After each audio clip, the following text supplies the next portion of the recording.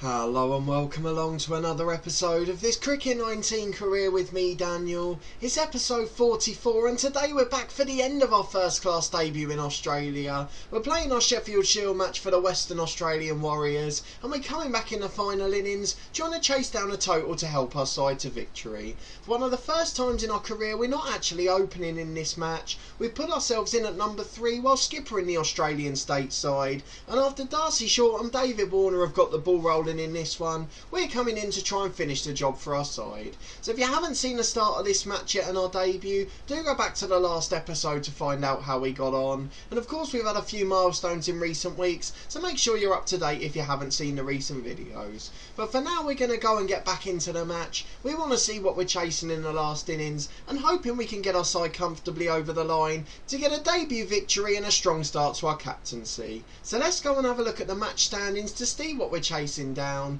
You were with me in the first innings as we managed to get a brilliant half century and we ended up top scoring with 88 off 99 balls. We started really quickly out the blocks, and not long after the episode ended actually, we ended up with bowlers going around the wicket quite a lot and it made it difficult to get them away, and we did also make the settings yet harder to bat with. We were ably supported by Ashton Turner, who got 73 off 101, and then Labuschagne top score for the Bulls in the first innings as they went to a miserly 127, and in the second innings they managed 322, much closer to our first innings score of course. Sam Hazlitt top scoring with Joe Burns just behind, both of them getting well past 50. And with David Warner out for 39, we're now joining Darcy Short in the last innings, just 66 runs required, so I'm hoping we'll be able to get over the line. But if I go and show you the settings very quickly, just to show you what we've done for the difficulty, we're on legendary AI difficulty and we've now turned the batting up to hard as well. It basically means we're going to get a better, more consistent line to face, and we're also going to get a shorter warning before the delivery, so we're not going to really have much time to react or learn what ball's going to be coming at us. So let's go and get back in and face our first ball at the crease,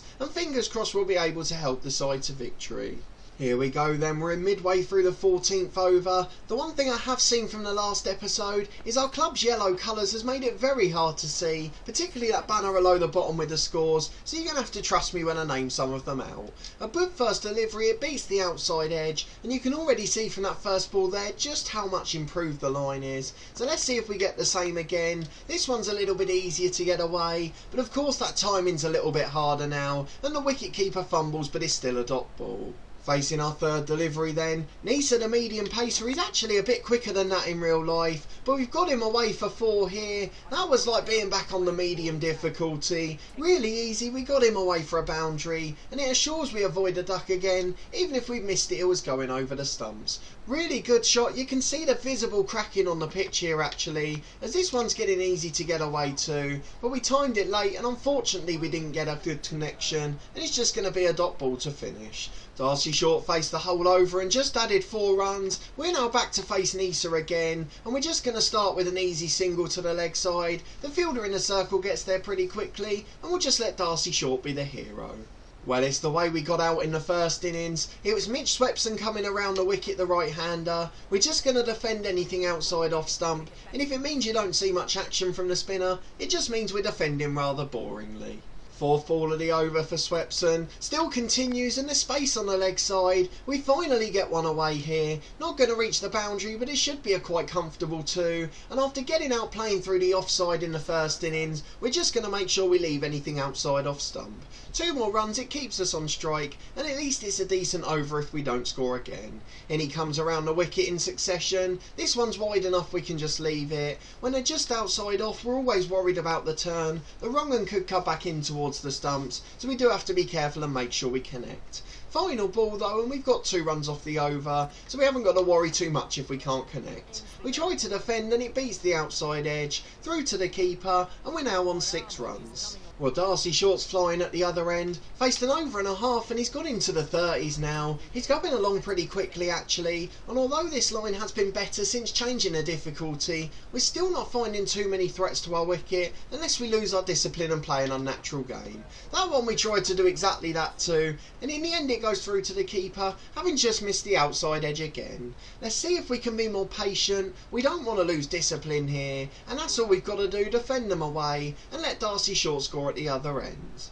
Well, we've been joined by Cameron Bancroft now, and that's because Darcy Short got himself out, must have been to Labuschagne in the last over, and again Mitch Swepson with a brilliant line. You can see the difference with this harder difficulty, something I'm really enjoying the challenge of. There's space on the leg side to get an easy one or two, but the deliveries have got to be outside leg stump, and that's something that just hasn't happened for a while. Final ball of the over for Swepson, and we're on for a maiden again here. 4 really strong deliveries, 5 in fact, one was just a bit wider, and that one's through to the keeper, and we've seen off a very rare maiden. Just 7 off 19 deliveries, and we're finally getting that first class test, something we've been waiting some time for. This is always the worry though, as Bancroft's going quickly at the other end. He's now come back over the wicket, Swepson, and the first ball's easy to get away for one, just can't keep that line when he switches to over the wicket. One more run for us and we're ticking along nicely. There's no need for us to score too quickly in this match. Well, now we get the pleasure of facing Labuschagne at the other end. Obviously a hero for Australia in the Ashes. There's plenty of space on the leg side, but that's really wide outside off stump, and there's no need for us to play at ones like that. The umpire gives it as a wide. We don't need to score quickly here, it's got to be a captain's knock, and we want to make sure we're there at the end. It's only 30 more runs to go for the state. Western Australian debut, we've got to make sure we impress, and even if we're only on 10 or 15, the not out is going to be the crucial part. The field's changed slightly, so maybe we'll get one on the stumps, but of course Labuschagne's line's been very wide, so I wouldn't expect that to come anytime soon. 2 balls left in the over and we're on for a maiden again. This one's a shorter delivery and we feel the need to defend. We just didn't know which way it was turning and didn't want to take any risk. 1 ball left in the over, we've got to try and find a scoring shot. It's not a disaster if we see out another maiden, but we really are slowing things down a bit here. I guess that's good test play really, defending where it's needed, and although we get a pad on that, it's miles outside off stump and doesn't cause any harm for our wicket. Back to face Labuschagne's next as Bancroft added another 6 off Swepson, and he's straight through to the keeper as he continues that line outside off, and unless he switches to over the wicket, we're probably going to have to take a risk to score. But only 21 away from victory as a side, I don't really need to take a risk or even score another run. Cameron Bancroft can start to be the hero here, and we're just going to make sure we see off the overs. 4th ball of the over then, and there's still a pretty good field if we get the right delivery. That one was closer to the stumps and we slightly misjudged it. It turned away and beat the outside edge. Labuschagne nearly threatening for a second wicket. Of course it won't do much to change the outcome of the match here, as there are just over 20 runs required, but of course taking our wicket would be a big scout for him, with a skipper and supposed to be the big overseas import. Final ball then, he's got one more chance. We're hoping for one we can get away, and we do, but it hits the fielder at silly point, and we just about scamper through for one, and we'll keep the strike at the start of the next over. A bit of a streaky one that, but we did manage to get a single in the end. Swepson back over the wicket and his economy's very good, just over 2 and over, but it's easy to get a single again, just to the leg side despite the early connection, and it's going to be another one as we continue to get closer to victory. We think about the sweep, we've done it a few times in the first innings, but I haven't quite mastered the shot yet, so once we get the timing right you'll see that more and more. It seems to suit these conditions well, though we need to nail it before we go over to India. We've got space on the leg side again, a short ball which we try to pull, the seamer's back in and he's caused all worlds of trouble there. Wildermuth's a pretty quick bowler and we're going to have to do well to get him away. Space on the leg side, this one's full. Oh, how has that missed the stumps? We have got away with one there. Slower delivery and it beat us all ends up, and it was a whisker away from crashing into off stump. Again there's still that space on the leg side, a short ball which we just leave. We did think about briefly pulling it away, but in the end we made sure we got the bat out of the way. Space to the leg side or down the ground, but we've got to make a connection with one first. Full delivery and we go through the vacant mid-on area. It's going to run away to the boundary, a pretty new area for us to hit actually, and the fielder chases in vain, but in the end it does go through for 4. We take ourselves into double figures, 14 off 38, and now just 15 more needed for the side, and the same space is open down the ground. It's a short ball which we try to go to leg side, and we nearly chop on there as we try to pull. Thankfully it misses off stump and the wicket-keeper picks it up after a bounce. Final ball of the over then, that gap's been plugged, we try to pull again and we're miles away from the shot. We shouldn't really be playing at the short stuff, but I just get tempted in by the delivery. Well, we've been brought back to this screen and I've no idea why it says we're 0 for 0, but we're going to bring Ash Turner, the aggressive batsman who scored well in the first innings, just to try and finish off this match. I presume Cameron Bancroft got himself out, LBW just swept them for 14, and we've been joined by Inglis despite picking Turner, so there's no real point in doing that at all. A short ball which we pull away to the leg side though, 1 run to add to the total, and it means Inglis will be on strike for the first time, and fingers crossed he'll get off the mark pretty quickly. As we're back on strike to Wildermuth, as Inglis has added 5 runs, we're just 10 away from victory here, and there's that space through mid-on. Only 1 as we put Inglis back on strike, but we continue to keep the score rate ticking, and I know some of you will probably say we're going a bit slowly, maybe it's a little bit less exciting and entertaining to watch, but we're playing a real first class and test style innings here, which is all I've wanted for all these years, so we'll be sticking with it as long as we can, as we face the spinner needing just 7 more. So space on the leg side as Labuschagne switched to over the wicket, and I think we should be able to get 1 here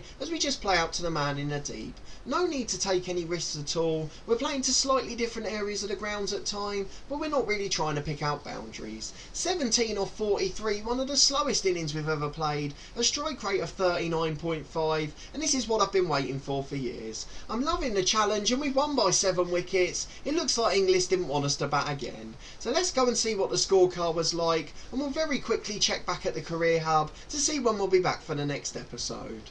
So there we go, we wrap it up in the 4th innings in a rather pedestrian 31 overs, just going at about 4 and over, and we were doing significantly less than that ourselves, but the first innings score of 88 was crucial, really set the tone for our side, and despite scoring more slowly in the second innings on that higher legendary difficulty, we still looked relatively comfortable and didn't really threaten to lose our wicket many times. Labuschagne and Swepson took a wicket apiece to spinners, as they did put us briefly in a bit of trouble. Let's just see what they finished on. Inglis with 13 off 9, so he was pretty aggressive himself in the end, and he's even moved Ash Turner up the order there, but in the end Inglis came in instead. So I'm not quite sure what happened with that one, but at least we managed to get the victory comfortably, and we finished on 17 not out. So that should make our average, if I've done it right, 105 after the first match. I just wanted to show you our bowling figures as well. In the first innings we chose not to do it at all, and in the second we did just bowl the 1 over. We conceded 1 run and didn't look threatening,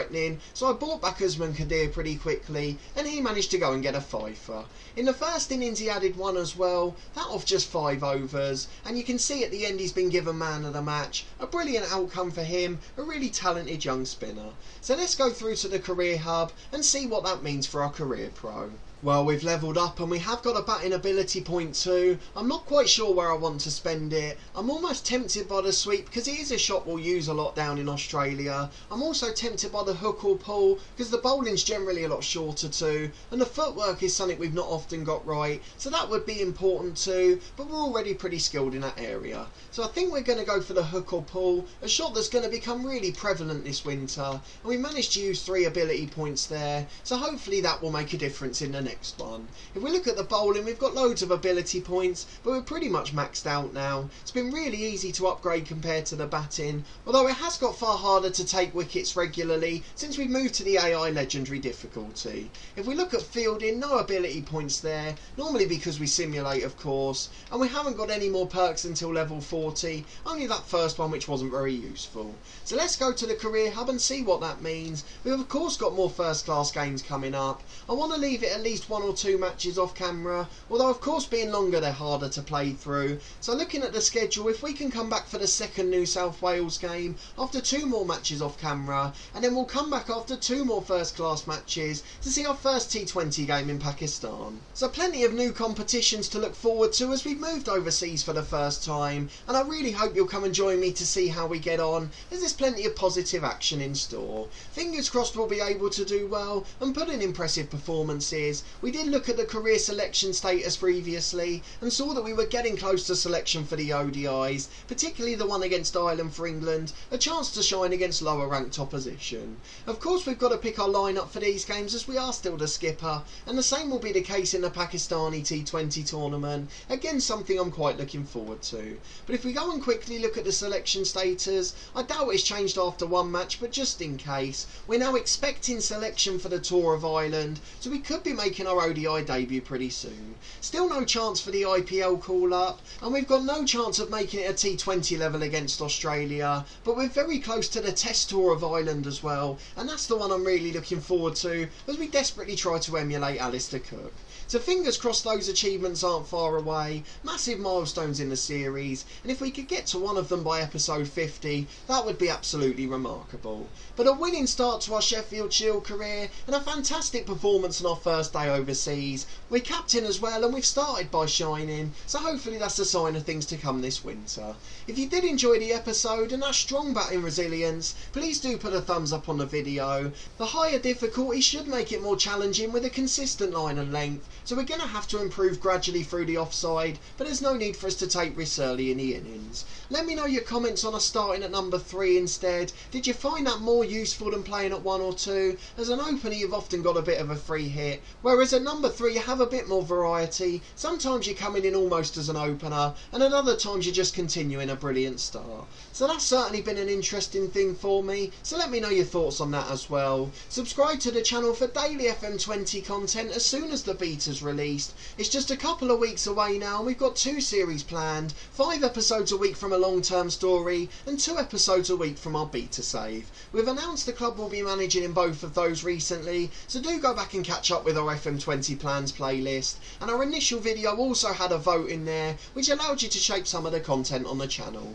so make sure you have your say and catch up with all of that, as well as the 2 episodes a week we'll have from Cricket 19. That will continue on Tuesday and Saturday at midday. And in yesterday we had the finale of our Snooker 19 career. We were trying to finish in glory rather than dramatic failure, so go back and check that one out to see how we got on in the finale. But a massive thanks for watching this one and your continued support of the series as always. I really do appreciate it, and we'll be back on the channel tomorrow for the final episode of our FM19 Torquay United story, so I do hope you'll come and join me for that, as I'll need all the support I can get.